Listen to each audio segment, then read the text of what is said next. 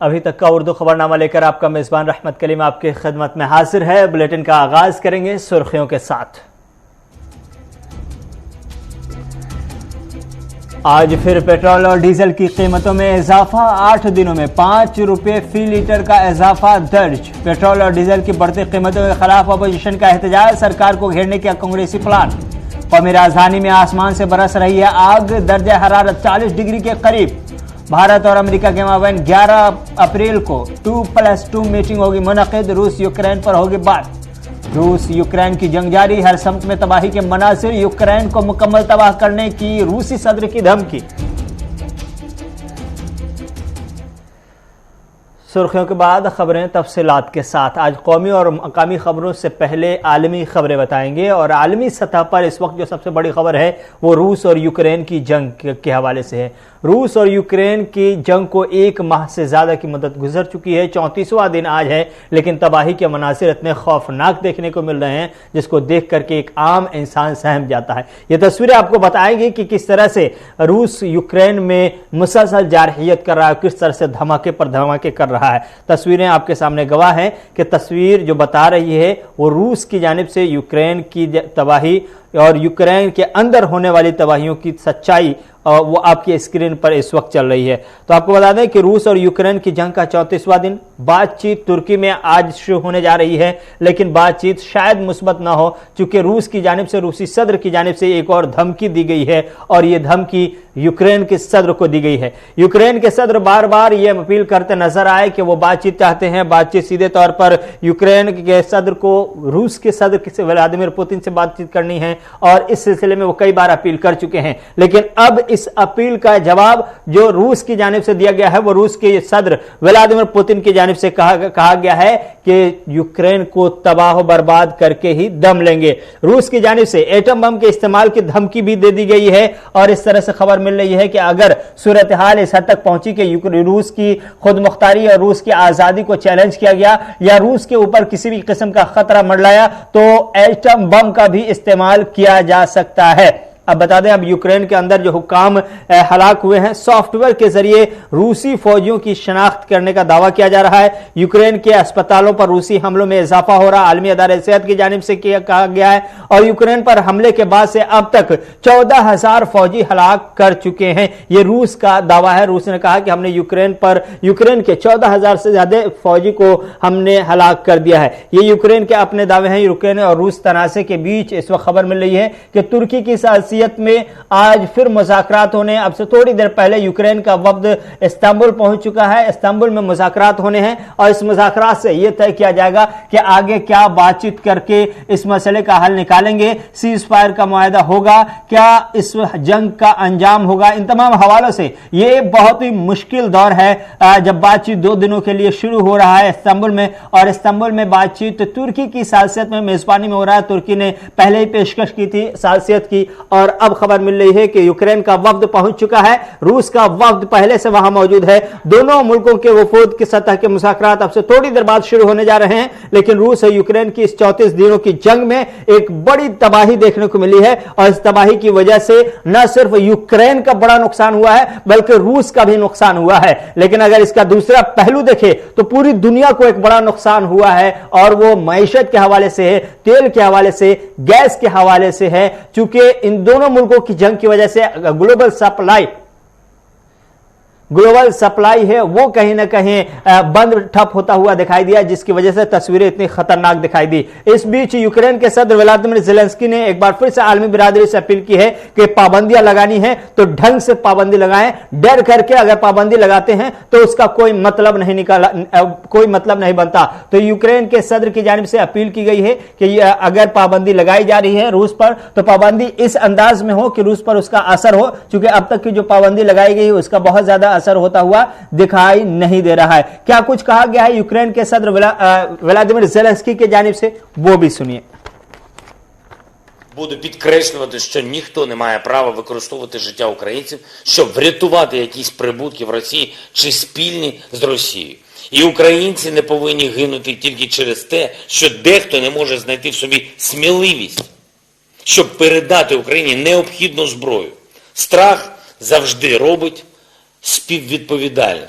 Якщо хтось боїться Росії, якщо боїться ухвалити необхідні важливі для нас рішення, зокрема для того, щоб ми отримали літаки, танки, необхідну артилерію, снаряди, то це робить цих людей співвідповідальними за цю катастрофу, яку російські війська створили в наших містах. Зараз багато натяків і попереджень про те, що нібито посилення санкцій, наприклад, у вигляді ембарго на постачання російської нафти в Європу буде тільки у випадку, якщо Росія застосує хімічну зброю. Просто немає слів. Лише вдумайтесь, до чого це все дійшло. Чекати на хімічну зброю. Ми, живі люди, повинні чекати. А хіба все, що російські військові роблять до цього і зробили вже, не заслуговує на нафтове ембарго? Фосфорні бомби не заслуговують. Обстріляне хімічне виробництво чи обстріляна атомна станція не заслуговують.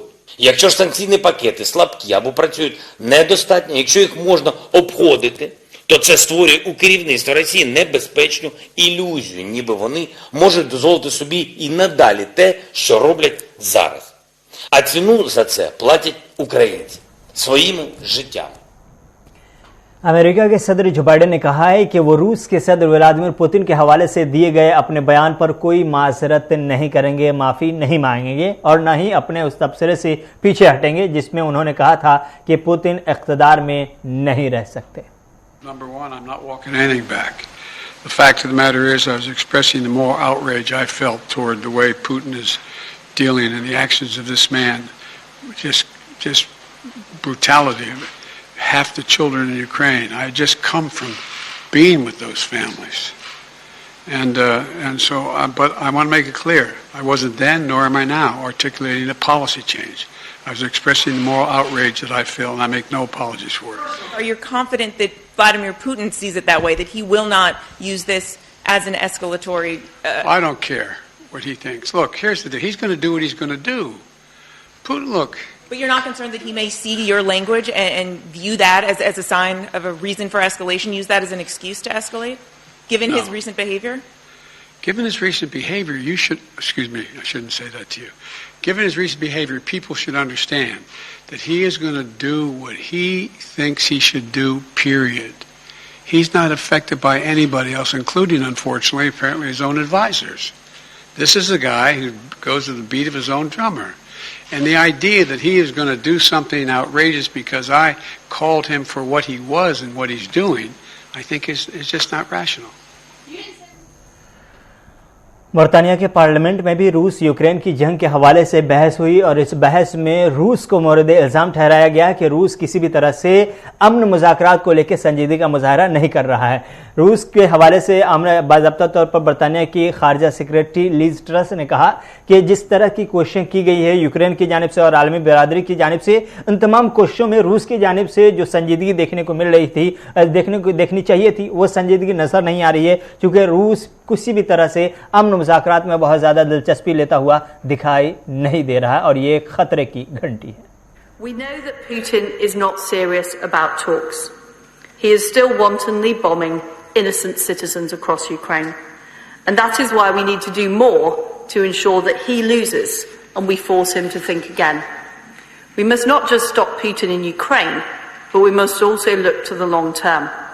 We need to ensure that any future talks don't end up selling Ukraine out or repeating the mistakes of the past. We remember the uneasy settlement of 2014, which failed to give Ukraine lasting security. Putin just came back for more. That is why we cannot allow him to win from this appalling aggression, and why this government is determined Putin's regime should be held to account at the International Criminal Court. We will work to restore Ukraine's territorial integrity and sovereignty.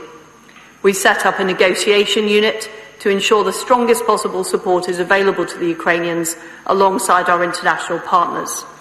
We've played a leading role alongside our G7 allies in driving the response to Putin's war, and I want to ensure that unity continues. Sanctions were put on by the G7 in unison, and they shouldn't be removed as long as Putin continues with his war and he still has troops in Ukraine. That is not all. We need to ensure that Putin can never act in this aggressive way again. Any long-term settlement needs to include a clear sanctions snapback, which would be triggered automatically by any Russian aggression. In the aftermath of Putin's war, Ukraine will need our help to build back. In these exceptional circumstances, we have a duty to step up with a new reconstruction plan for rebuilding Ukraine, and we will work with the international community to do this. वहीं अक़वाम मुत्तहिदा के general secretary Antonio Guterres ने एक बार फिर से आलमी बरादरी से appeal की है और ख़ास तौर से रूस और यूक्रेन से कि इस जंग बंदी पर जल्द से जल्द पहुंचा जाए और फौरी तौर पर सीज़ फायर का ऐलान किया जाए, क्योंकि इंसानी जानों का बड़े पैमाने पर नुकसान हो रहा है और रूस यूक्रेन की जंग से न सिर्फ यूक्रेन का, रूस का, बल्कि दुनिया को भी एक बड़े खतरे से दो चार होना पड़ता हुआ नजर आ रहा है। इसलिए उन्होंने अपील की है एक बार फिर से जल्द ये सीज़ फायर होना चाहिए। Today, I'm announcing that in the exercise of my good offices, I've asked Martin Griffiths, the coordinator of our humanitarian work worldwide, immediately to explore with the parties involved the possible agreements and arrangements for a humanitarian ceasefire in Ukraine.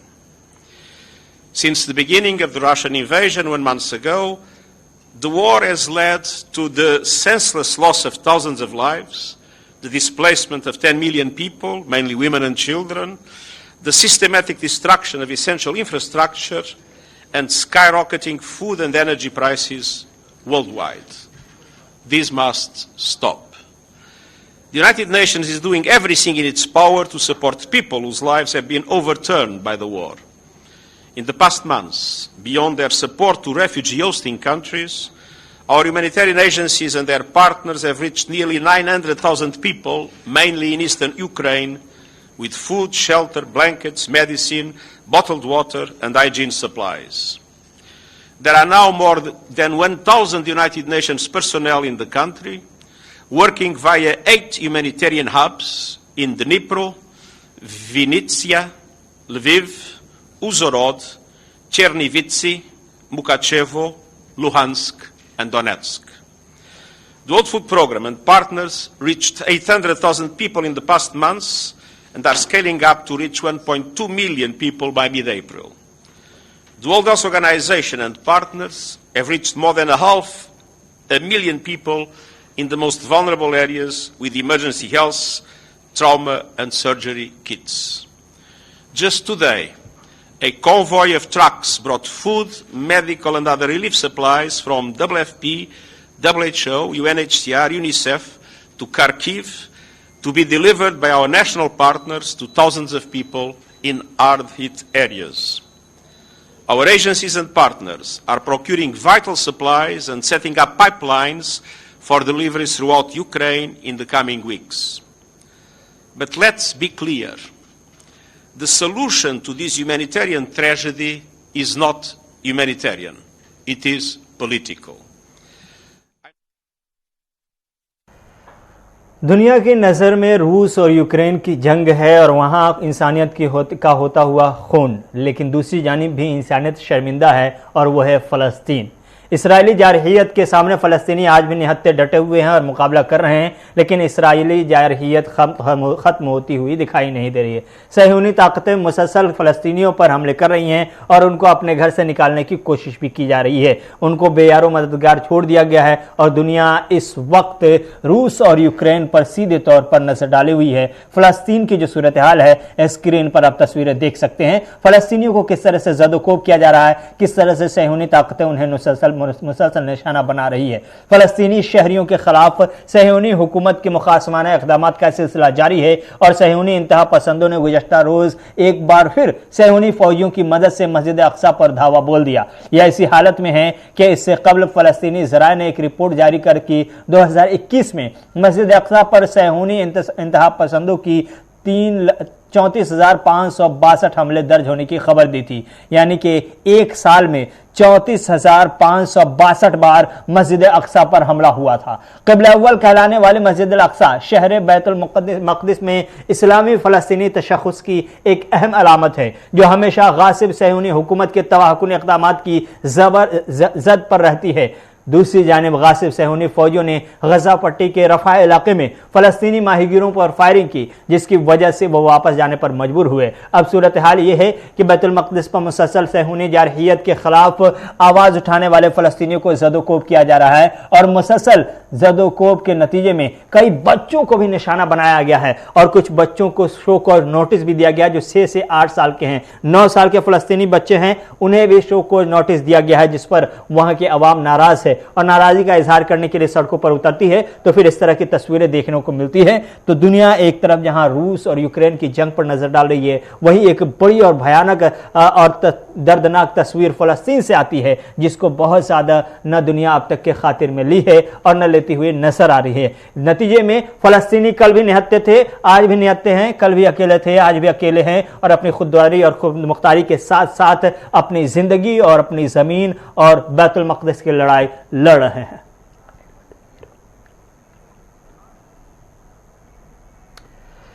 अब कुछ कौमी और मकामी खबरों को भी शामिल करते हैं। हिंदुस्तान के वज़ीर आज़म नरेंद्र मोदी की जानिब से 5वां एडिशन परीक्षा पर चर्चा की तारीख तय कर दी गई है। 1 अप्रैल को बाज़ाब्ता तौर पर यह प्रोग्राम शुरू होगा और वज़ीर आज़म मुल्क के कई स्कूलों से और उस वहाँ के तलबा से बाज़ाब्ता तौर पर बात करेंगे, खासतौर से वो तलबा जो एग्जामिनेशन में जाने वाले हैं। उन्हें बताएंगे कि किस तरह से इम्तहानात के दिनों में आप अपनी ज़िंदगी आसान बना सकते हैं, इम्तहान की तैयारी कैसे आप आसानी से कर सकते हैं, किन किन मसाइल को बहुत हल्के में आप निपटा सकते हैं और क्या कुछ दिक्कतें इम्तिहान की तैयारियों में आती हैं, उन दिक्कतों का हल क्या होगा वज़ीर आज़म की नज़र से वो ज़रूर बताएंगे। चूंकि ये मुसलसल वज़ीर आज़म की जानिब से इस तरह का प्रोग्राम होता रहा है और ये 5वां एडिशन है और 5वें एडिशन में जम्मू कश्मीर के भी स्कूल शामिल है। वहां स्कूल में क्या कुछ इस बार तैयारी चल रही है, हमारे नुमाइंदे इरफान फासिल ने बात की है। केंद्रीय विद्यालय को लेकर बात करें, जिसका एक इम्पैक्ट है पूरे हिंदुस्तान में, एक बेहतरीन स्कूल और ख़ासतौर पर इसी विद्यालय को लेकर एक नया प्रोग्राम जो है जिसके आजकल चर्चे चल रहे हैं, उस प्रोग्राम के बारे में मुख्तसर जानेंगे। मैं आपसे जानना चाहूँगा कि क्या है इस मेन मकसद इस प्रोग्राम का, क्या संदेश आप देना चाहते हैं? सर एक्चुअल में ये जो कार्यक्रम है ये हमारे ऑनरेबल प्राइम मिनिस्टर का है और इसके 4 एडिशन पहले हो चुके हैं। इसका नाम है परीक्षा पे चर्चा और इसका 5वां संस्करण है। ये अब शुरू होगा 1 अप्रैल 2022 को सुबह 11 बजे दिल्ली में होगा तालकोट स्टेडियम। और यहाँ पर सर केवल हमारे देश के ही नहीं, देश के बाहर के जो बच्चे हैं वो और उनके विभाग में शामिल होंगे। परीक्षा को लेकर क्या आप बताना चाहेंगे, क्या इस प्रोग्राम का मेन मोटिव रहेगा, मकसद क्या है? मेन माहौल सर ये है कि जैसा कि आप देख रहे हैं कि 2-3 साल से कोविड चल रहा है, बच्चे पढ़ भी नहीं पा रहे, तो बच्चों में कहीं ना कहीं तनाव है। उस तनाव को दूर करने के लिए हमारे प्रधानमंत्री स्वयं आ गए हैं, बच्चों से इंटरेक्ट करें ताकि बच्चे स्ट्रेस ले रहें, परीक्षा को लाइटली लें, उतना मतलब तनाव ना दें, डरे ना।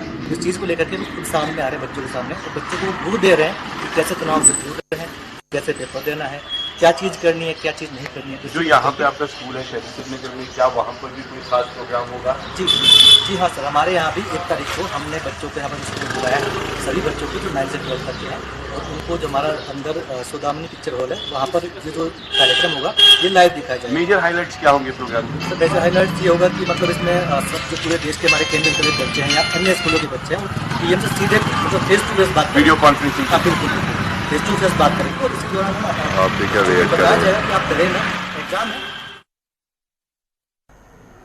हिंदुस्तान और मुत्तहदा अरब अमारात के रिश्ते गहरे और इंतहाई गहरे होते चले जा रहे हैं। हिंदुस्तान और यूएई के ताल्लुकात में गहराई की एक नई मिसाल ये है कि दोनों मुल्कों के दरमियान कई मुआहदे हो रहे हैं।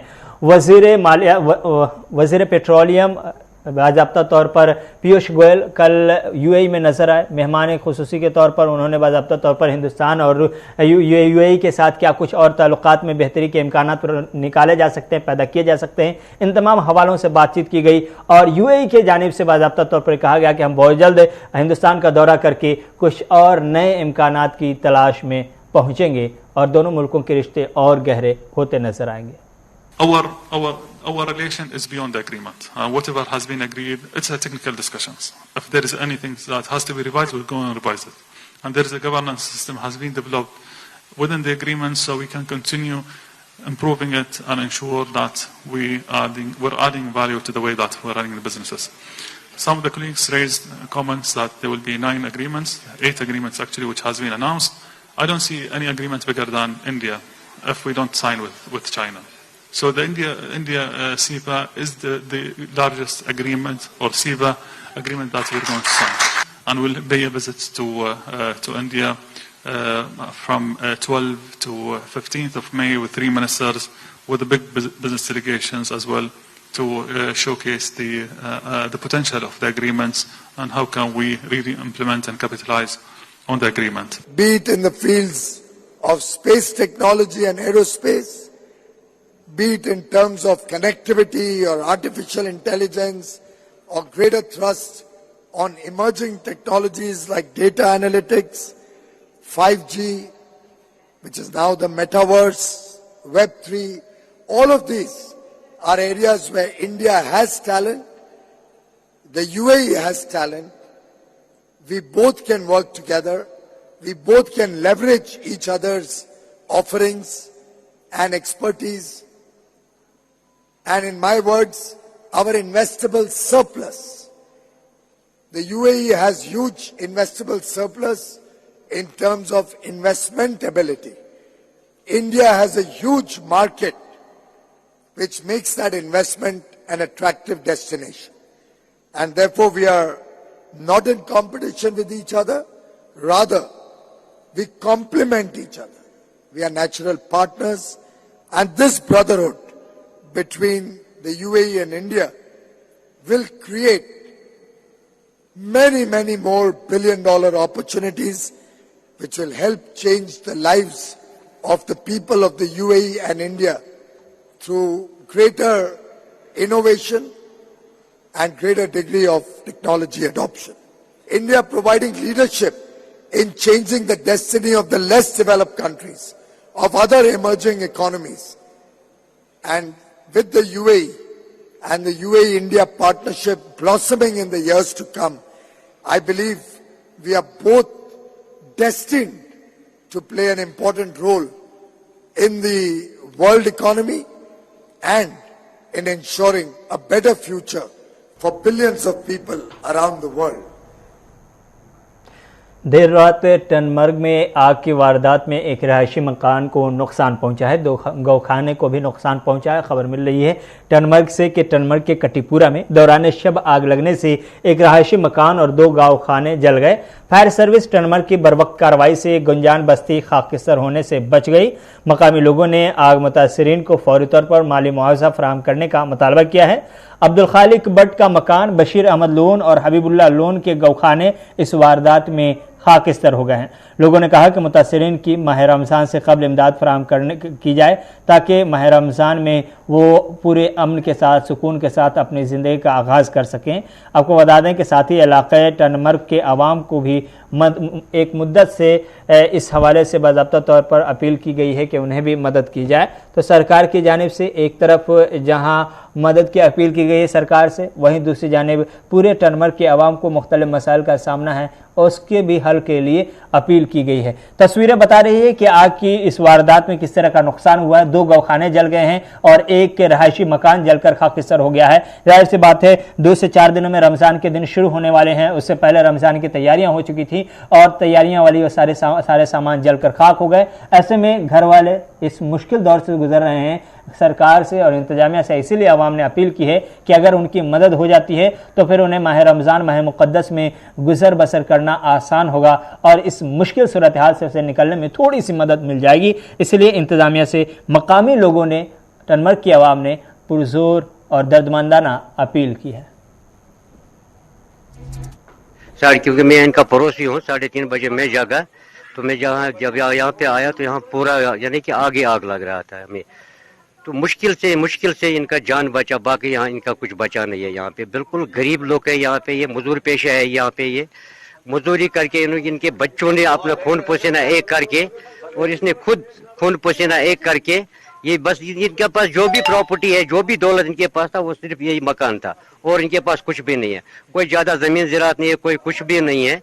तो अब हम ये है कि हम गुजारिश करता है, खासकर यहाँ की जो ये गवर्नर एडमिनिस्ट्रेशन जो है उनसे हम गुजारिश करता है कि इन बेचारों को कुछ ना कुछ मुआवजा मिलना चाहिए जरूरी। और गौखाना 2 है, उनको भी नुकसान हुआ है, लेकिन ये वो नुकसान जो हुआ है हमें ये सिर्फ हमें यहाँ पे रोड की वजह से हुआ। देखिए, हम यहाँ फायर स्टेशन वालों का बेहद शुक्रगुजार है, क्योंकि हमने उनको कॉल किया कि हमें लग रहा है कि 15 मिनट में वो हमें यहाँ पे पहुंचा, 3 गाड़ी लेके। तो अगर वो यहाँ न पहुंचता तो हमें लगता है कि पूरा गांव का गांव यहाँ जल जाता। पुलिस स्टेशन का भी शुक्रगुजार है क्योंकि वो भी बिल्कुल 3:30-4 बजे वो बिल्कुल पूरा यहाँ पे पुलिस का टीम यहाँ पे पहुंचा, उनका भी हम बिल्कुल शुक्रगुजार।